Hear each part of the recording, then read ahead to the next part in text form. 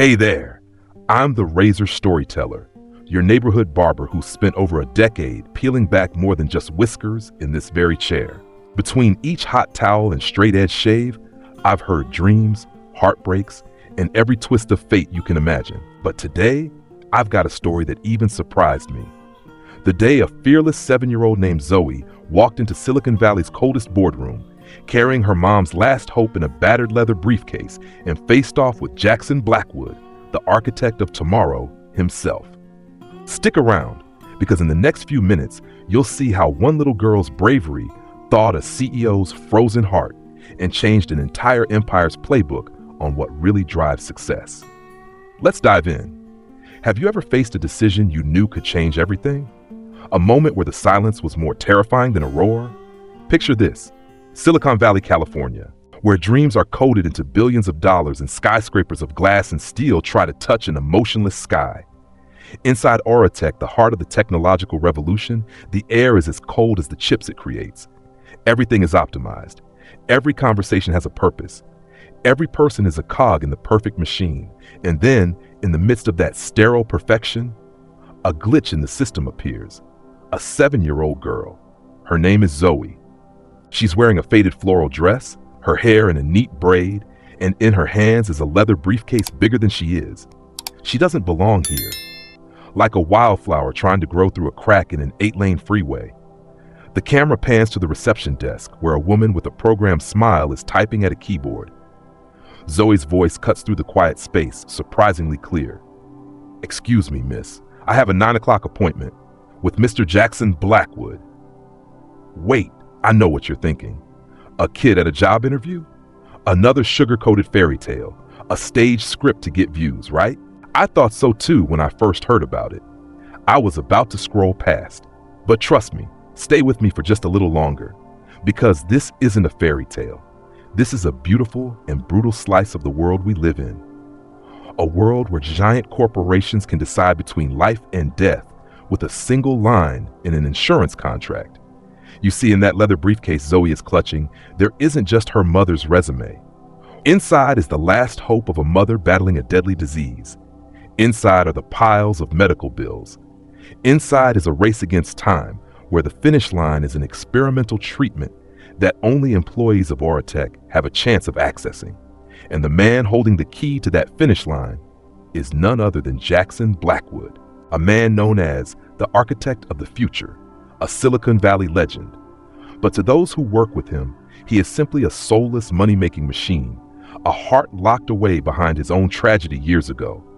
What happens when the most innocent and desperate hope confronts the most broken and calloused heart? Can a machine learn to be human again? In today's video, we won't just witness a job interview. We will witness a battle for life, for compassion, and for the very soul of one of the most powerful corporations on the planet. Stay with me, because the end of this story and the lesson it brings will change how you see the power of kindness forever. The receptionist's voice rang out, clear but devoid of warmth, like a pre-recorded announcement. "Miss, I'm very sorry about your mother's situation, but Auratech's protocol is very clear. Interviews cannot be delegated. Your mother will have to reschedule herself when she is able." She said the word protocol as if it were an impenetrable wall. Zoey's eyes didn't falter. Desperation seemed to have forged an unusual steadfastness in her. "But this isn't about protocol," Zoey replied, her voice steady. "This is an emergency. My mom stayed up for 2 nights to finish this presentation. She said it was important. She said it could save us." Just then, a strange silence fell over the reception area. Not the silence of an empty space, but the silence that comes when an unseen power is approaching. The click of expensive leather shoes on the marble floor sounded like the ticking of a time bomb. Employees gliding past suddenly slowed their pace, subtly leaning to the sides. A dark figure broke from the flow of people. It was him, Jackson Blackwood. He wasn't looking at Zoey, not yet. His eyes, sharp as a shard of a winter sky, were fixed on the receptionist. His voice when he spoke was deep and cold as metal. "What's the situation, Amanda?" The receptionist flinched, quickly straightening up. "Mr. Blackwood, sir, this child, she's here on behalf of her mother, the candidate Laura Miller. I was just explaining our protocol to her." Jackson Blackwood finally turned to look at the tiny creature standing before him. He was over 6.5 feet tall, a tower of flesh and bone in perfectly tailored suits. He looked down at Zoey, and for a moment the entire world seemed to hold its breath. What would he do? Call security? Scold her for wasting his time? "What's your name?" he asked. "Zoey Miller, sir," she answered, holding her head high to look him straight in the eye, just as her mother had told her to. Silence, a silence that stretched until it was unbearable. Jackson looked into Zoey's clear eyes, down at the old briefcase she clutched, then back to her determined face. Something inside the machine seemed to skip a beat. A distant memory, a buried pain, stirred. "Amanda," he said, his eyes never leaving Zoey. "Cancel my 9:30 meeting with R&D. The receptionist was stunned. "But sir, that's the meeting for the Chimera project." I said, "Cancel it."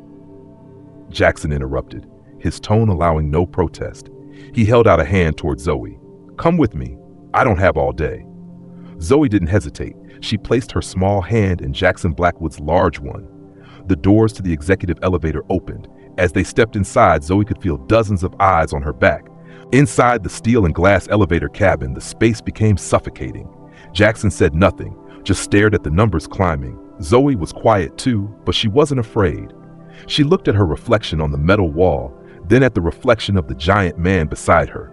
"Mr. Blackwood," she said suddenly. He glanced down. "What?" "Is the chair in your office comfortable?" The unexpected and completely irrelevant question made Jackson frown.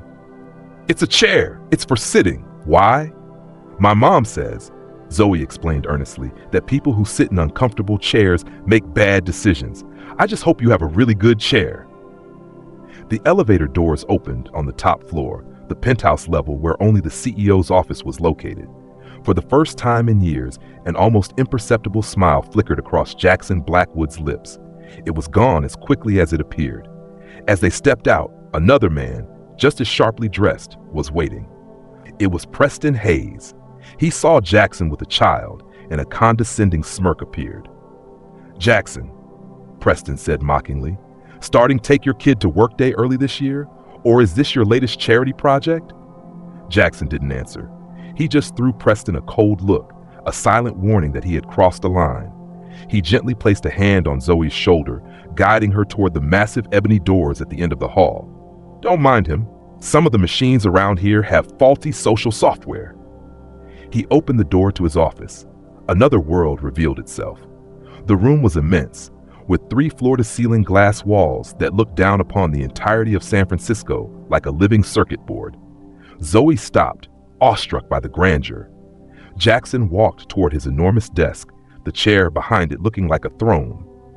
He sat down, lacing his fingers together. The chair was clearly very, very comfortable. "All right, Zoey Miller," he said, his tone returning to that of a no-nonsense CEO. "You have 10 minutes. Show me what your mother's got."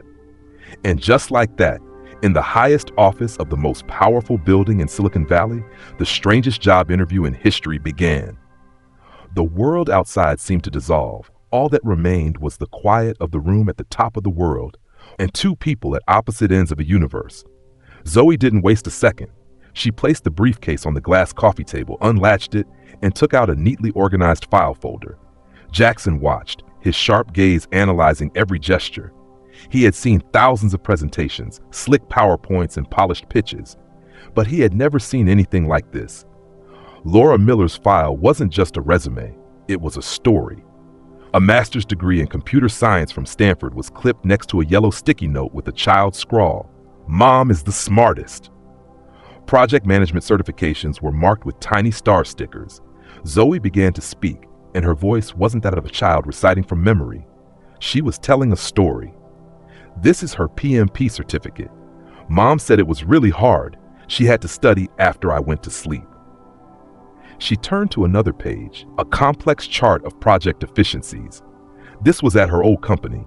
She helped them save a lot of money, but she was sad because some of her friends had to leave. Jackson listened, his face a mask, but inside, the analytical engine was running at full capacity. This child wasn't just reading. She understood. She understood the sacrifice and the sadness behind the professional achievements. She possessed something he hadn't allowed himself to have in years: empathy. Then Zoey took out something else, not a report or a chart.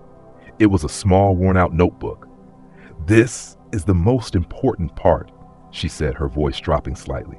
She opened the book. Inside were her mother's careful notes and Zoey's own notes in pencil. It was a health journal. "It all started here," Zoey said, pointing to a date 6 months ago. "Mom started getting tired. Her hands hurt. The first doctor said she was just stressed from being a single mom. They gave her pills to help her calm down." Another voice echoed in Jackson's mind, a voice of regret, cold as ice. They said Catherine was just exhausted. Postpartum depression, they called it. Stress. I told her she should take a vacation. I didn't listen. Zoey turned the page. Then she started getting fevers at night, and these rashes appeared. She pointed to a blurry photo, taped carefully to the page. The second doctor said she had an allergy. He said she should change our laundry soap. She did, but nothing changed. Catherine had rashes too. The memory assaulted Jackson without mercy. "I thought it was the new fabric on the bed sheets I just bought. I was too busy with the second round of funding to notice she was getting paler every day." Zoey's voice began to tremble, for the first time since she had entered the building. It wasn't until last week, when she couldn't breathe and she fell down in the kitchen, that they took her to the hospital and did real tests. The hospital doctor said it's a rare disease, that her immune system is attacking itself, that if they had found it 6 months sooner, things could have been different. If they had found it sooner. The phrase was a lightning bolt through Jackson's mind. It was the exact phrase that had haunted him for 17 years. The phrase the emergency room doctor had told him in that cold hospital hallway the night his world fell apart. Jackson stood up abruptly. His movement was so sudden that Zoey fell silent, startled. He didn't say a word, turning his back to her and walking toward the massive glass wall. He looked down at the city below, but he wasn't seeing skyscrapers or streams of traffic. He saw Catherine's tired face.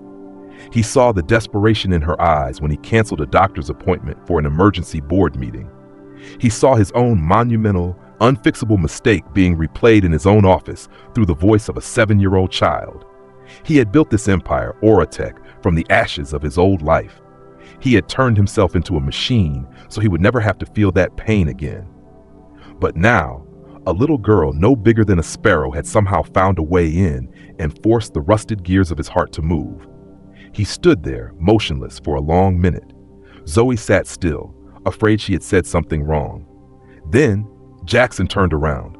His face was still cold, but in his blue eyes the ice had cracked. A decision had been made. He didn't walk back to his desk. He walked straight to the phone on a small table in the corner. He picked up the receiver, dialing a number he knew by heart. Zoey heard his voice, no longer cold, but filled with an unshakable authority and urgency. "Dr. Evans," Jackson said. "It's Jackson Blackwood. I need a favor. Cancel your afternoon. I have a new patient whose file I need you to review personally, immediately. Her name is Laura Miller." Jackson Blackwood put the phone down. The soft click of the receiver echoed in the silence, carrying the weight of an irreversible command. He hadn't just asked for an appointment. He had activated a top-tier emergency protocol, one normally reserved for dignitaries or royalty. He had just turned Laura Miller, an unknown name, into the most important patient at one of the top hospitals on the West Coast. Zoey sat there, wide-eyed, not yet fully comprehending what had just happened. She only knew that this scary man had just used a powerful voice to talk about her mom, and that the people on the other end of the line had apparently listened. Jackson returned to his desk and pushed a button on the intercom system. The voice of an older woman, warm and calm, came through the hidden speaker. "Yes, sir." "Grace," Jackson said, his tone back to its usual controlled state. "Arrange for a car to take the young lady here to Stanford Hospital. Inform my security detail there to clear a path. I want her taken directly to room 304, intensive care. And Grace," he paused, "make sure she has something to eat on the way, something that isn't fast food." "Understood, sir. The car will be at the lobby in 5 minutes." There was no surprise in Grace's voice. She had worked for Jackson and his father before him long enough to be unfazed by the most unusual requests. She was the silent bastion of efficiency, the one who turned his commands into reality. Jackson stood up and walked over to Zoey. He crouched down, a rare gesture that made him seem less enormous. "Zoey," he said, "you're going to the hospital now to be with your mom. The very best doctors are going to take care of her. Do you understand?" Zoey nodded, still overwhelmed. Are you going to hire my mom?" she asked, her original question seeming so small compared to what was happening. Jackson looked at her for a long moment. "I'm going to do better than that," he replied. "I'm going to make sure your mom gets a chance to be interviewed." The office door opened. Grace was standing there, a woman with silver hair and kind eyes. She smiled at Zoey. "Come on, dear. We have an important trip to make." As Grace gently led Zoey by the hand out of the office, they nearly ran into Preston Hayes, who seemed to have been waiting in the hallway. The mocking look was gone, replaced by unconcealed anger. "What the hell are you doing, Jackson?" Preston growled, his voice low enough for only them to hear. "I just heard you cancel the Chimera project meeting. The stock is shaky on rumors, and you're spending your time on this?" He jutted his chin towards Zoey.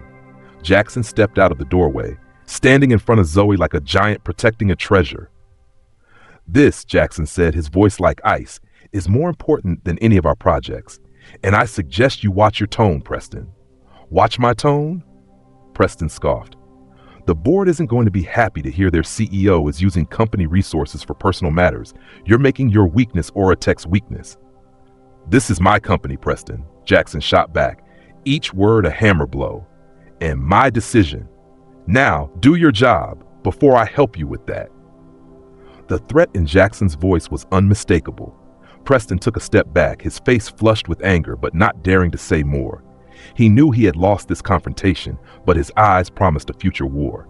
Grace led Zoey away, leaving the two men in the thick tension. While waiting for the elevator, she slipped a milk chocolate bar into Zoey's hand. "Mr. Blackwood isn't always so scary, dear," she whispered. "He's just forgotten how not to be. He lost a great deal once." The sleek black sedan, silent as a phantom, glided Zoey through the streets of San Francisco. She sat on the soft leather seat, watching the city drift by the window, still clutching the chocolate bar.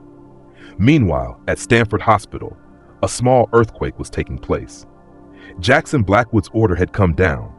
The head of cardiology had gotten a call from Jackson's personal physician. The hospital's board of directors received an email from the Oratech CEO's office. A name, Laura Miller, was suddenly top priority. A team of specialists, people who were normally booked months in advance, was being urgently convened. The nurses in the ICU were told to prepare for the arrival of a top-tier team. When Zoey's car pulled up to the hospital entrance, she saw an incredible sight. A group of people in white coats, led by a distinguished-looking man with graying hair, Dr. Evans, was hurrying toward the wing where her mother was. They moved with an urgency she had never seen here. They weren't walking. They were running against time, running against a deadly disease. And they were running because a man at the top of the world had decided, for the first time in 17 years, that saving one life was more important than building an empire. The real fight had only just begun. The hospital room Zoey entered was completely transformed. The familiar scent of antiseptic was now mixed with the smell of new technology. The old monitors had been replaced by modern equipment, their screens displaying complex curves and numbers in a soft glow. The space was no longer quiet, but filled with the steady beeping of machines and the low, professional murmur of a team of people Zoey had never seen before. Her mom, Laura, was half sitting up in bed, a look of bewilderment on her face. A nurse was gently checking her IV line, while two other doctors were studying a chart on a tablet. The gray-haired man Zoey had seen at the entrance, Dr. Evans, stood at the foot of the bed, reviewing the medical file with intense concentration. "Zoey?" Laura said, her voice weak and confused. "What's going on? Who are all these people?" Before Zoey could answer, Dr. Evans looked up. He approached, his eyes radiating confidence and compassion. "Mrs. Miller, I'm Dr. Robert Evans, head of immunology and genetics here. We've just taken over your case." "Taken over?" Laura was confused. "But my doctor is." "Your doctor has transferred your file to us," Dr. Evans explained gently but firmly. We are here at the personal request of Mr. Poe, Jackson Blackwood." That name, Laura was stunned. Jackson Blackwood, the legendary CEO of Auratech? Why would he even know a low-level engineer like her existed? Her mind spun with unanswered questions. Meanwhile, elsewhere in the city, in a lavish office with a panoramic view of the San Francisco Bay, Preston Hayes was wasting no time. He was on a video call with another board member, an older man with a conservative look. "I'm telling you, Howard," Preston said, his voice full of feigned concern. Jackson's behavior is becoming more and more erratic. Today, he canceled a crucial strategy meeting over some strange child. He's deploying our top-tier medical resources for someone with no connection to the company. This is a serious breach of fiduciary duty. It shows his judgment has been compromised by personal issues. The man named Howard on the other end nodded. "I've heard some whispers. The stock didn't react well this morning. What are you going to do, Preston?" "I have no choice," Preston sighed dramatically. "For the good of the shareholders and the stability of Auratech, I will formally request an emergency board meeting to review Jackson's leadership. We need to act before he causes irreparable damage." Preston ended the call, a triumphant smile on his lips. He had planted the seed of doubt. Now he just had to wait for it to grow. Back in Jackson Blackwood's office, he wasn't working. He was standing before a large screen, displaying not stock tickers, but Laura Miller's vitals, streamed live from the hospital in real time. Heart rate, oxygen saturation, blood pressure. He watched them like a general watching a critical battle unfold. He saw that her fever had begun to drop slightly after the first dose the Evans team had administered. A fragile sense of relief crept over him. Then a red alert flashed in the corner of the screen. It was an email marked "Urgent." The subject line, "Formal request to convene the board of directors." Signed, Preston Hayes. Jackson skimmed the contents. He knew this fight was coming. He just hadn't expected it so soon. But there was no panic on his face, only a cold resolve. He had chosen this path, and he would see it through to the end. At the hospital, after a flurry of tests and consultations, Dr. Evans returned to Laura's room. "Mrs. Miller," he said, "your condition is complex, but it's not hopeless. We believe there's an experimental monoclonal antibody treatment that could halt the immune system's attack. But I have to be upfront, it's very risky and extremely expensive." Laura felt her heart sink. The hope that had just been kindled was about to be extinguished by those two words, expensive. Just then, Grace, Jackson's assistant, quietly entered the room. She smiled at Laura and handed her a tablet. "Miss Miller, Mr. Blackwood asked me to give this to you." Laura took it with trembling hands. On the screen was a single document. It was an official employment contract from Auratech. Position, lead creative AI engineer. The salary was half again as much as she would have dared to dream. But that's not what took her breath away. It was a small clause in the benefits section, clearly highlighted. Clause 3. 1.4. All medical expenses for the employee and their direct dependents, including but not limited to experimental therapies prescribed by the company's medical team, shall be covered 100% by the Auratech Premier Insurance Plan, effective immediately. Effective immediately. Laura read the line over and over again. Tears began to fall, not of pain or fear, but of a gratitude so immense, so sudden, that her heart couldn't contain it. She looked at Zoey, who was holding her hand tightly. She looked at Grace, who was smiling kindly. And she looked out the window toward the distant skyscrapers, wondering what kind of man she had never met had just saved her and her daughter's life. Her life had just been rewritten. But she didn't know that in exchange for this new chapter, a fierce storm was gathering, threatening to swallow the very man who had given her a second chance. In the hospital room, Laura Miller stared at the contract on the tablet, the words dancing before her eyes. It wasn't a legal document. It was a life raft, a miracle delivered as a PDF file. She had spent years fighting alone, balancing motherhood and her career, proving her worth in a tech world that constantly demanded more.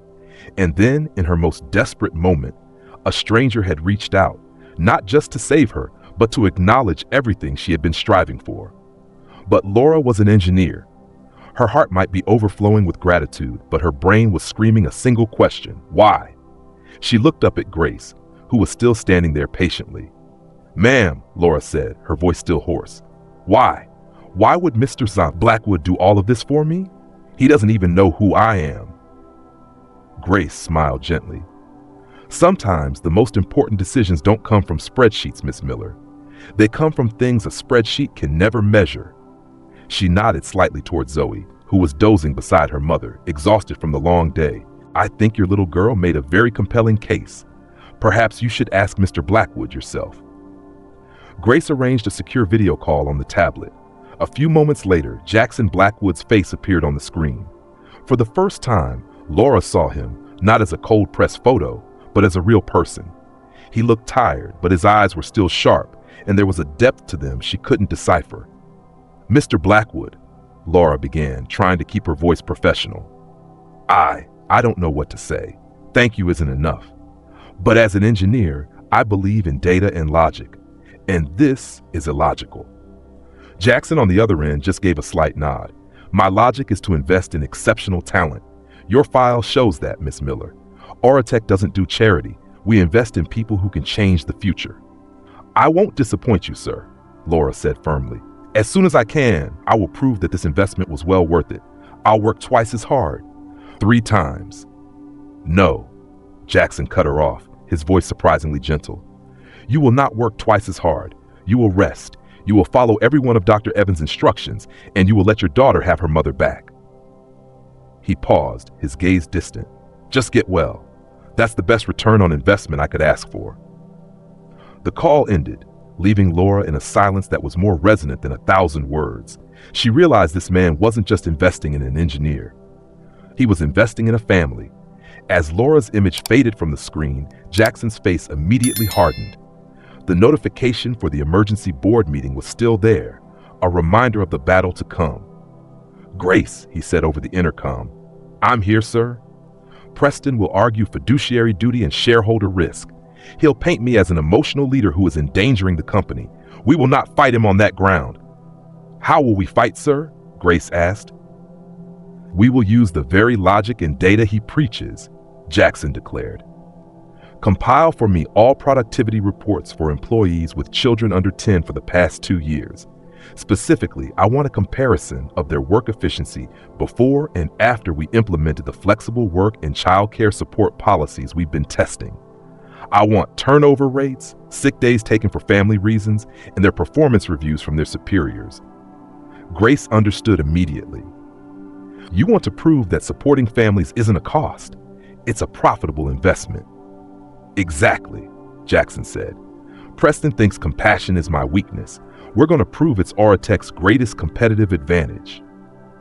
As Grace got to work, turning the office into a strategic command center, Jackson walked to the window. He looked down at the city lights. He knew this fight would be brutal. Preston had allies on the board, men of the same generation, the same conservative mindset. They feared change. They saw humanity as an uncontrollable variable. But this time, Jackson wasn't just fighting for his legacy or for the company's bottom line. He picked up the digital photo frame on his desk. The image of Catherine and their young daughter appeared, smiling brightly. He was fighting for something he had lost. He was fighting for a future Catherine would have been proud of. A future where no talent is wasted because they dare to be a mother. A future where people like Laura and Zoey don't just survive, but thrive. At the same time, at the hospital, after the nurses had given her a light meal, Laura felt a new energy flowing through her veins. It wasn't just the medication, it was the power of hope. With a steely determination, she opened the tablet and accessed her new work email. There, Grace had already sent her the initial documents for the creative AI project she would be leading. Lying in her hospital bed, with Zoey sleeping soundly beside her, Laura Miller began to work. She didn't wait. She didn't rest. She began to prove her worth, not because Jackson demanded it, but because she demanded it of herself. In 2 different parts of the city, 2 warriors, a CEO and an engineer, a father who had lost a child and a single mother, were both preparing for the fight of their lives. They were armed not just with intelligence, but with a purpose greater than themselves, and the storm named Preston Hayes was drawing near. 3 days later, the Auratech boardroom was not a room, it was an arena. A long table of polished obsidian ran the length of the room, reflecting the cold light from recessed LED strips. Around the table were 12 high-back leather chairs, and today none were empty. The air was heavy, thick with anticipation and unspoken calculations.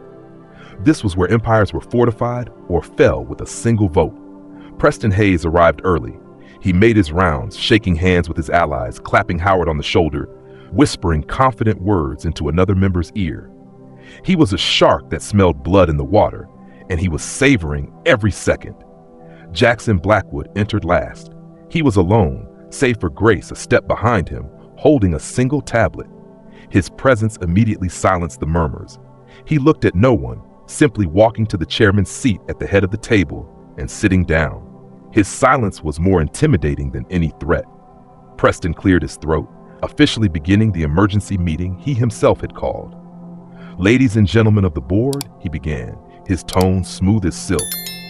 "We are here today not to criticize, but to express our grave concern. None of us deny Jackson's immense contributions to Oratech's success. He is a visionary leader, a brilliant mind." He paused, letting his eyes roam the room, feigning magnanimity. However, in recent weeks, we've witnessed a series of alarming actions, impulsive decisions, lacking in strategic consideration, canceling key R&D meetings, deploying the company's highest-level medical resources for a complete stranger, causing a negative ripple in our stock price during an already sensitive period. Preston paced around the table, his body language theatrical. "I believe these actions do not stem from malice. I believe they stem from a deeper place, from Jackson's unresolved personal trauma. And while we all sympathize as fiduciaries to our shareholders, our job is not sympathy. Our job is to protect this company from unnecessary risk." He stopped directly behind Jackson's chair. "Therefore, it is with deep regret that I officially submit to temporarily suspend Mr. Blackwood from his duties as CEO for a period of 6 months to allow him time to address his personal issues. During that time, I volunteer to assume the role of interim CEO to stabilize the situation and reassure our investors." Preston's words hung in the suffocating air. He had struck a clever attack that played the part of the good guy while weaponizing Jackson's past tragedy. All eyes turned to Jackson, waiting for a reaction, a defense, a burst of rage. And while the silence in the boardroom became almost unbearable, elsewhere in a sun-drenched hospital room, a clear laugh rang out. Laura, sitting up in bed, looked much stronger. She was on a video call with Zoey. Grace had set up a small corner in the company library for the little girl with books and toys. Zoey was holding up a crayon drawing of 3 people holding hands under a rainbow: a tall man, a woman, and a little girl. "This is us at Mom's new company," Zoey said. Laura laughed, a real laugh, the kind she thought she'd never have again. Next to her hospital bed, her laptop was still open, the screen displaying the complex code and AI equations she had been working on tirelessly for the past 2 days. Back in the arena, Jackson Blackwood did not get angry. He let the silence stretch for a few more seconds, letting Preston's accusations soak into every corner of the room. Then he slowly raised his head. "Thank you for your concern, Preston," he said, his tone alarmingly even. "You've raised some very valid points about risk, responsibility, and value. Our responsibility here in this room is to maximize value for our shareholders and ensure a sustainable future for Oratech." He paused, looking each board member directly in the eye. "However," he continued, "your definition of value and how to achieve it, Mr. Hayes, is not just wrong, it's dangerously obsolete. You look at compassion and see a cost. You look at a family in crisis and see a liability." Jackson leaned forward slightly, the entire room seeming to be pulled in with him. "Today, I'm not going to argue about feelings or personal trauma. I'm going to speak the only language a board of directors should truly care about." He nodded at Grace. She tapped the tablet. The massive holographic display in the center of the table lit up. "Today," Jackson announced, his voice echoing in the room, "we are going to talk about data." The counterattack had begun. There were no complex spreadsheets or dry numbers. The first image that appeared was a simple question, written in Oratech's elegant font. "What is our greatest asset?" Jackson let the question hang in the air for a few seconds. "For years," he began, his voice resonant, We were taught that Auratech's assets were our patents, our proprietary algorithms, our cloud infrastructure. We were wrong. The screen changed. On one side was a blue bar graph, on the other a green one. This is performance data from the last 2 years compiled from nearly 1,000 employees. The blue side is the group of employees with no family or with grown children. The green side is the group of employees raising young children under the age of 10. Preston Hayes smirked. He knew this game. The data would surely show the family group had lower performance, and Jackson would try to justify it. According to the traditional logic that Mr. Hayes is so fond of, Jackson continued, the green group should be underperforming. They're busier, more distracted, take more time off, correct? Jackson looked directly at Preston, who just gave a slight smug nod. The data tells a different story, Jackson said. The specific numbers appeared next to the bars. The group of employees with young children has a 4% higher rate of on-time project completion. Their final products have a 9% lower error rate, and their rate of approved new initiatives is 6% higher. A low murmur went through the room. Preston frowned. This was impossible. Has this data been verified? He asked, his tone slightly sharp. By an independent third-party auditing firm, Jackson answered immediately, giving him no opening. The reason is simple, but we've refused to see it. Parenthood teaches skills no MBA course can. Time management down to the minute, ruthless prioritization, and the ability to multitask under extreme pressure. They don't have time for political office chatter. They come in, they work, and they go home. They are our efficiency machines. The holographic display changed again. This time, it was a financial chart. Now, let's talk about cost, Jackson said, directly targeting Preston's argument. You claim that compassion is a luxury, that my intervention to support Ms. Miller was a waste of resources. Let's look at the pilot program for flexible work and family support that I secretly implemented in 3 departments over the last year. The numbers appeared. The total cost of the program, including emergency childcare support and work-from-home equipment, was $1.2 million. Preston scoffed. $1.2 million for the convenience of a few people. $1.2 million, Jackson stressed, yielded what? The turnover rate in these 3 departments dropped by 18% compared to the company average. The average cost to recruit and train a replacement engineer is $150,000 route. By retaining the employees we did, we saved an estimated $3.5 million in recruitment costs. Silence fell over the room. This time, it was the silence of astonishment. By spending $1.2 million, Jackson said plainly, we netted a profit of $2.3 million. That is not compassion, ladies and gentlemen. That is a smart business strategy. He looked around the table. The smug look on Preston's face was gone, replaced by disbelief and anger. Howard, his ally, was staring at the numbers, a confused look on his face. Martina Chen, the quiet Asian board member, was now nodding slowly, an almost imperceptible smile on her lips. The holographic display faded, leaving only the image of Jackson, no longer a defendant, but a leader making his case. Preston calls Laura Miller and her daughter a risk. Our own data shows the opposite is true. A single mother who fought a disease while still producing excellent work is not a risk. She is the embodiment of the resilience, efficiency, and loyalty we should be looking for. She is exactly the kind of talent our competitors would kill to have. He looked Preston straight in the eye, his voice hardening. Losing a talent like Ms. Miller because of an outdated HR policy and short-sighted thinking, that is the unacceptable risk. Letting our competition get her because of our fear, that is the erratic behavior that harms shareholder value. Jackson stood tall. Preston's motion is based on a false premise. He thinks that for Auratech to grow, we must become more soulless, more rigid. But the data proves the opposite. The future of this company, our competitive edge for the next decade, lies not in faster chips, but in a more humane culture. He finished his presentation. There was nothing more to say. The data had spoken. The truth was laid bare. The room was utterly silent. Jackson hadn't just defended himself, he had completely flipped the board, challenging the very foundation of the thinking of the people in that room. The question now, Jackson said, his voice like a final verdict, is not whether I am fit to lead Auratech, The question is Aura Tech brave enough to truly lead in the 21st century, or will we remain trapped by the prejudices of the 20th? He sat down. The choice is yours. The silence was broken by a calm voice, not from one of Jackson's close allies, but from an unexpected source. Martina Chen, the quiet Asian director, pushed her chair back slightly. I've reviewed the data, she said, her voice clear and articulate. For years, we've operated on old assumptions. That pressure creates diamonds. That ruthless competition is the only motivator. The CEO's data is not just interesting, it's an undeniable truth. It shows there is another path, a more effective one. She looked directly at Preston.